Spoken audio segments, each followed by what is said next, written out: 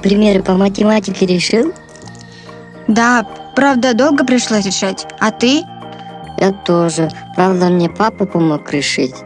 Ух ты, смотри, какое яблоко! Сейчас посмотрим, что тут у нас. Ничего себе, смотри, какое оно большое. О, тут на всех хватит. Смотри, там еще есть. Себе и другим возьмем. Не знаю. Мне мама говорила, чтобы я не кушал фрукты, не помыв их. А что? Они вот чистые. Я же потер их руками. Этого недостаточно. Надо их хорошенько помыть, потому что на них могут быть невидимые глазу микробы и яйца гельминтов. Гельминты?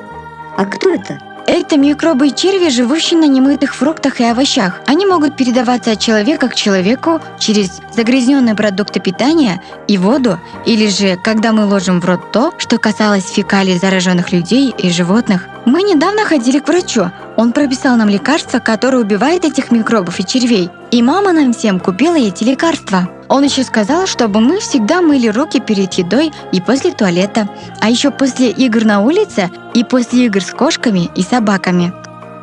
А еще что сказал доктор? А еще сказал, чтобы мы всегда тщательно мыли овощи и фрукты перед тем, как их есть. А где эти гельминты еще живут? Они еще живут в воде речки, сырой или плохо приготовленной еде и почве. Поэтому воду надо пить прокипяченной, есть тщательно приготовленную еду, мыть фрукты и овощи и надевать обувь для выхода на улицу. А откуда они там появляются? Доктор сказал, что вода загрязняется от того, что мы не всегда ходим в туалет, а за кусты и за дом. Во время дождя наши фекалии попадают в воду, и черви оказываются в воде. Чтобы этого не было, надо ходить только в туалет. Черви откладывают яйца в воде и почве. Когда мы едим что-то грязное или пьем непрокипяченную воду, ложим грязные руки в рот, мы можем занести эти яйца в свой организм. Они будут расти внутри нашего организма, и когда вырастут, выйдут оттуда через наши фекалии. Потом они откладывают яйца в воде и почве, и все повторяется.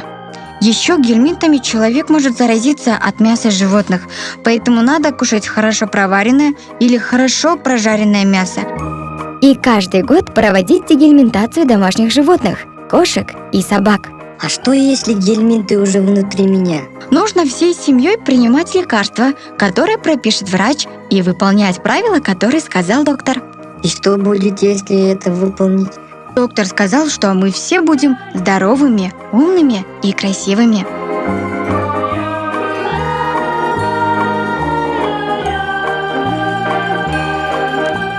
Здоровое поколение – наша общая задача.